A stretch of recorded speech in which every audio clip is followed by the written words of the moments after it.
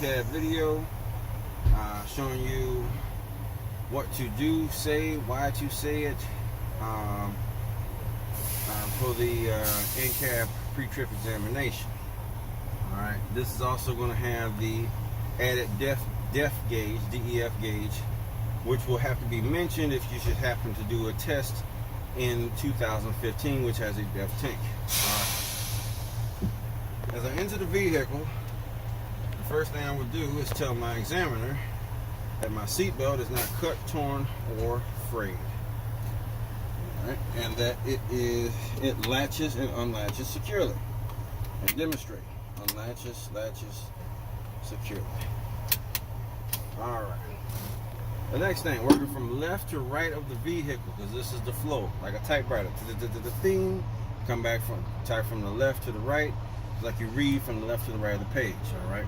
Working from left to right of the vehicle, I have a fully charged 10 BC fire extinguisher, 3 reflective triangles, and as I point to the right of the vehicle where the glove compartment is, I tell my examiner that my truck runs on circuit breakers. Alright. Now, coming back to the left side of the vehicle, I'm about to do a safe start.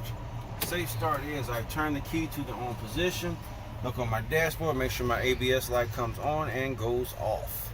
Boom, it did. Alright, even if it doesn't, you say that it did. Alright. Now I am going to safely start the vehicle. To safely start the vehicle, you must do this and then tell the examiner the following. My clutch to the floor, make sure my truck is in neutral, and my brakes are set for safety, as well as touch them and make sure they're set for safety. Now I can start the vehicle. Alright, upon starting the vehicle, I will make sure that my oil pressure gauge rises within 5 seconds of me starting the vehicle, otherwise I'd cut it off. Reason being is that if it doesn't rise within 5 seconds of me starting the vehicle, that means I'm not circulating all of my motor, and if I'm not circulating all of my motor, I'm about to destroy a $20,000 to $40,000 motor. Alright.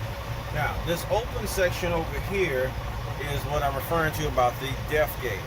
2015 has a def tank. We've been told now that we have to mention if the truck that you're testing on has a def tank, you have to mention the def gauge. Alright. So what we were told that you have to say is this. My truck is equipped with a DEF tank, DEF, which stands for diesel exhaust fluid. My gauge is working, and the DEF, diesel exhaust fluid, is for emissions. Those are 3 things you have to say. My truck is equipped with a DEF tank, my gauge is working, DEF is for emissions. That's what has to be said. Alright, now, next thing, my voltmeter. My voltmeter should read between 12 and 14 volts. I must say the word volts at the end of that sentence. My air pressure gauges should rise to the appropriate levels of the vehicle. Appropriate levels meaning whatever the manufacturer specifications are. Volvo is different from International, International different from Freightliner, etc., etc. Reading going from left to right of the console of the dashboard, I'm going to then do my heater defroster. This is the gauge for heater defrost right here. I will then tell the examiner my defroster works, my heater works. Alright. Now, looking at this gauge, standing at this gauge right here, this dial, it's pointing to something. It's pointing to my mirrors. Again, working from the left to right of the vehicle. This is pointing to the mirrors to the right. I would then say my mirrors are not cracked, broken, or missing any lenses, and they're clean and set to the driver's view. When I say driver's view, I then look back over at this mirror, which will then put me back at the left side of the vehicle, you see. So now, left side of the vehicle again, work from left to right, that's the flow. So now I'm going to talk about my steering wheel, because now I'm back at the left side. The steering wheel is in 3 parts. We'll talk about the steering wheel, we'll talk about what's on the steering wheel, and part 3, we'll talk about what's behind the steering wheel. Part 1, let's talk about the steering wheel. My steering wheel has no more than 2 inches of play on a 20-inch wheel. That's all I have to say. What's part 2? Let's talk about what's on the steering wheel. Both of my horns are on my steering wheel. My city horn works, my air horn works. Okay. I don't have to blow them here at the school as I'm training, but on the test site, I will. on both arms.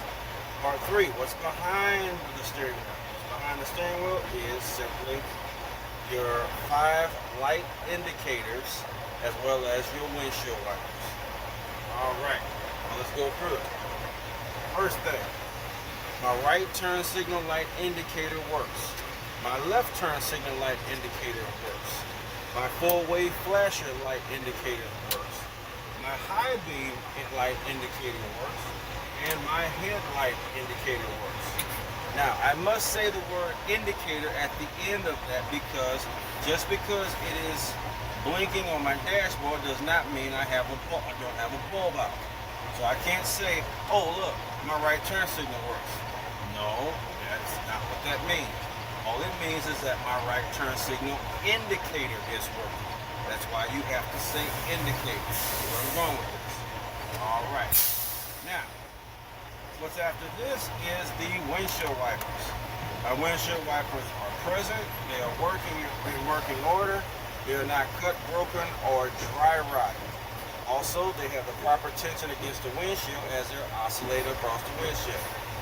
Additionally, my windshield wiper sprayer works just by pushing in the turn signal wand makes the sprayer works. All right. So now, what does that take me to? Oh, the windshield. Windshield wipers, windshield. All right. My windshield is not cracked or broken.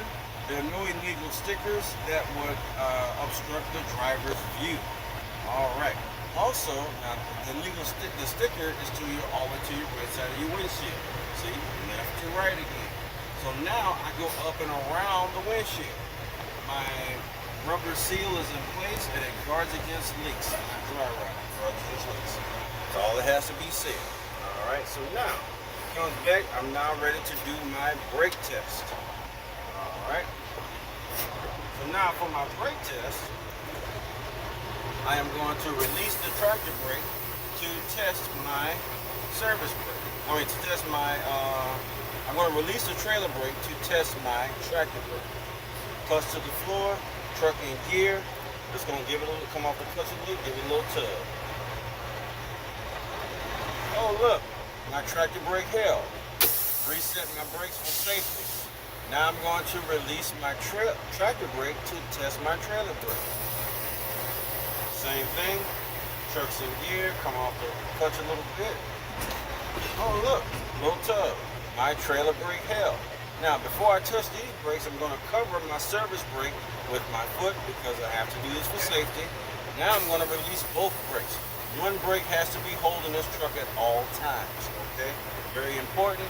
Otherwise, the truck could roll and that would be considered an unsafe act, which is an instant fail, okay? All right. So now I'm going to come off the clutch a little bit, let the truck roll.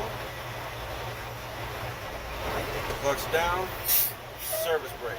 Oh look, my service brake held and didn't pull to the right or left at 5 miles an hour. Now, clutch shift in neutral. Now I'm going to re-air my tanks in my truck, my system, so as to do my air loss test adequately with enough air.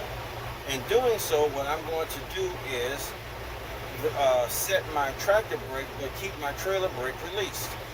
Using my fingers like this is what I'm doing. There we go. Get this one in, pull this one out. Set this one, keep this one released. Now, truck's in neutral, so I can explain what I'm doing. The reason I did that is because with my trailer brakes released, I am now filling up my air lines as well as my brake drums on my trailer to make sure that I have more than enough air to do my air loss test. I am also stepping on the accelerator to speed up the process of the air compressor refilling the entire system. Alright? If I don't do this, then when I release both brakes to do my air loss test, what will happen is I could lose about 35 to 40 pounds of air pressure. That will greatly jeopardize my ability to do the air loss test, okay? All right, so this is why we do this. Secondly, I'm not waiting for you heard that sound? I wasn't waiting for a number, I was waiting for a sound. The sound I'm waiting for is the governor, and when it goes, it lets me know that my truck is adequately filled, its maximum filled to its maximum capacity of air, will not take on any more air. So now I am free to do the air loss test. All right. So now, to get my truck ready, this is what is called the 5-step process. All right. Watch closely. Talk it out. Step 1, clutch to the floor, put my truck in gear. Step 2, turn my key off but leave my finger on the key. Step 3, take my foot off the clutch, which will then, the truck will then be held in place by the transmission, which will act as a brake. Step 4, turn my key to the on position so that my gauges will register. Step 5, equally important, release my tractor valve. Now my truck is held in gear.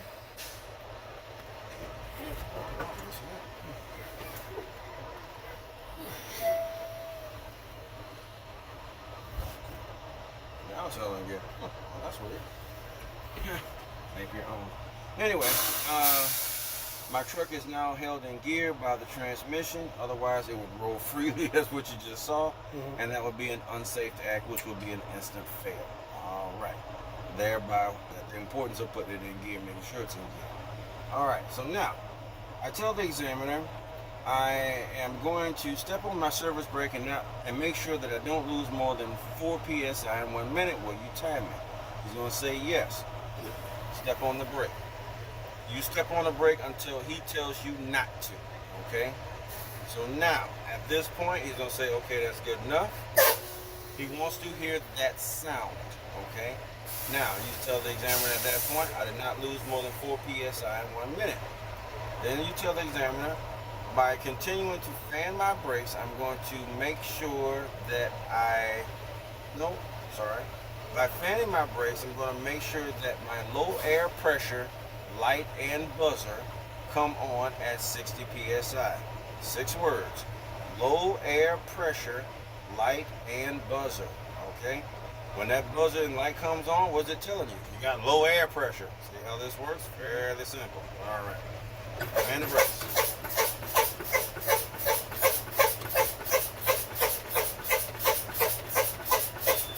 Oh look, my low air pressure, light, and buzzer came on at 60 psi. Alright, so continuing to fan my brakes, I want to make sure that both air valves pop out. This should happen between 20 and 45 psi. Keep fanning the brakes until both valves pop out. Sometimes one will pop out ahead of the other. Most times they both pop out at the same time. You keep fanning those brakes until they both pop out. Okay. Now, then you say, oh, look, both air valves popped out at 25 psi. This concludes my in-cab examination. You ask the examiner, will you then exit the vehicle and continue with your pre-trip examination? He will say yes. At that point, this is what you do. Very important. Clutch to the floor, make sure you're in neutral, and double check to make sure your brakes are set for safety, and turn the key off. Do not get out of a commercial vehicle with the truck in gear. It has to be in neutral, all right? That's your in cab right there. At that point, you can take the key out of the ignition, put it in your pocket, put it in the cup holder, whatever you like. It's up to you. There's where you continue with your in